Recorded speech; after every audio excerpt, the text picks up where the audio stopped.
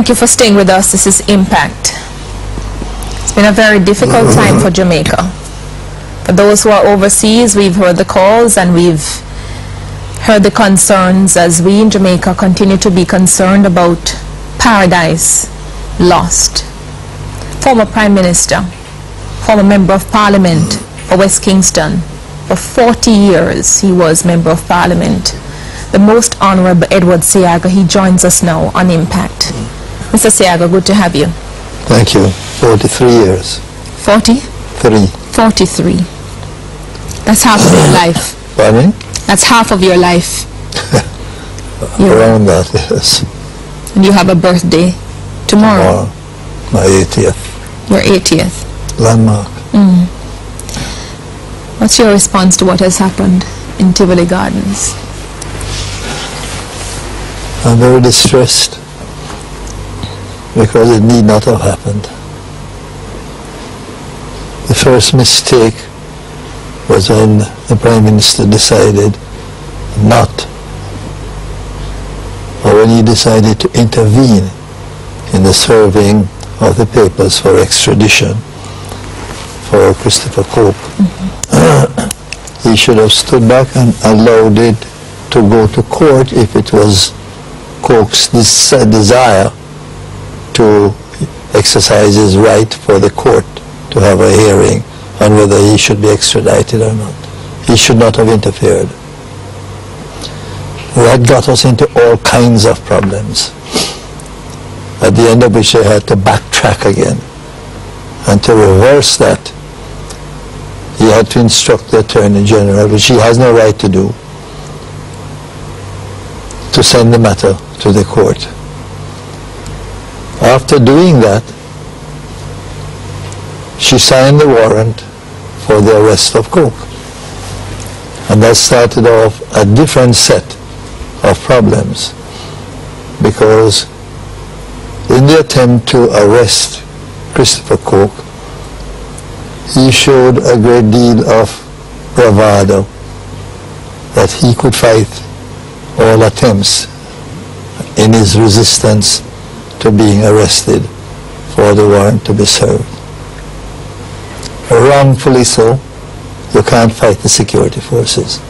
That was a huge mistake. Before you go into the other matter, I want you to step back a little bit.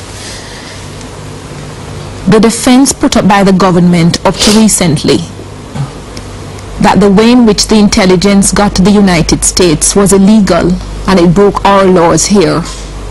You don't think that's a matter that the Prime Minister ought to have used at all and to have intervened in the dispute? Let the court say that. Let the court decide that the evidence cannot stand up, or that the declaration will not hold, because that's what he went to the court for, a declaration. The declaration cannot hold because the evidence on which it is based is illegally taken. That's the court's decision, it's not his. Yes.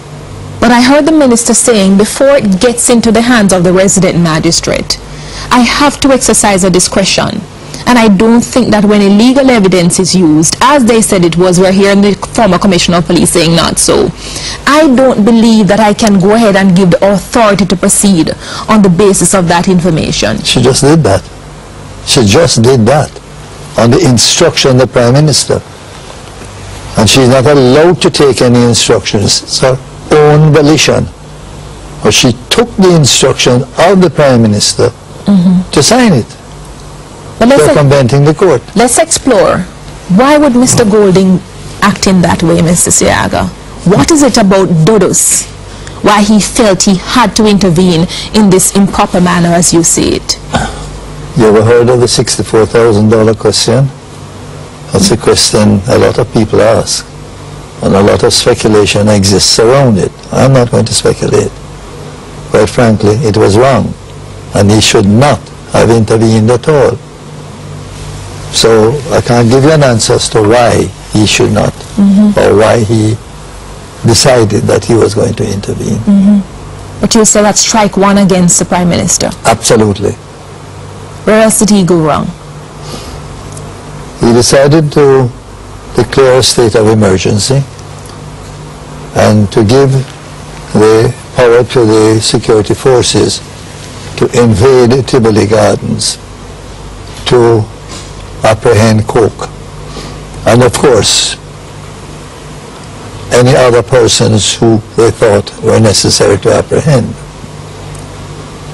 The security forces invaded Tivoli Gardens, but there was no coke.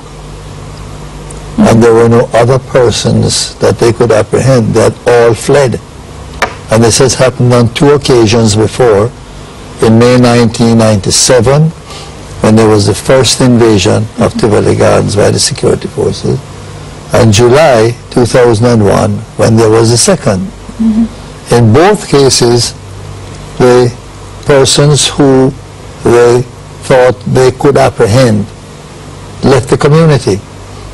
So there was nobody there that would be the objective of their search. So who was firing at the police? Good question.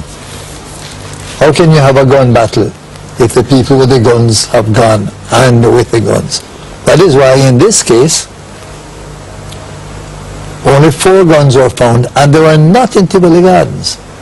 That's what the public defender says. So how could they have put up a gun battle against the multitude of security force personnel that went in there? What happened is what happened in May 1997. They go in there and they fire shots wild and indiscriminately, as long as there's a lot of firing, because nobody's coming in there to check them. They're scared. They're not firing at any personnel, any gangsters, any gunmen. They just fired to give the impression to people outside. I was on the police station step in that first instance with a reporter from this station, or may have been CDM, who was talking about the battle going on in there. I later learned from people that the residents in there, that they were just firing the shots to give an impression that there was a battle, because there was nobody to fight. But they had to justify the fact that they went in there to find gunmen, and they didn't find them. Yeah, that may be so in 1997, and I remember the episode. In this instance, though, the fact that the residents came out and almost brought it to the police. Dudus is our God. Jesus died for us. We're going to die for. We're going to die for. You're talking about the women. The women who came out to demonstrate. It's not a serious exercise of something that we need to even deal with. Yes. This is a part of a political show, that you can boost up the person who you have come to have a special affection for, and to demonstrate that affection by virtue of marching in his favor. People march for these and other reasons. I wouldn't make that a part of the entire exercise. Right. It was another mistake that was made. Yes. But we're talking about the mistake of the Prime Minister. So it became a sham in terms of what the security forces were expected to do and what they didn't do. They couldn't do. But what they did do, in the area between industrial terrace and the community center, they killed over 100 people.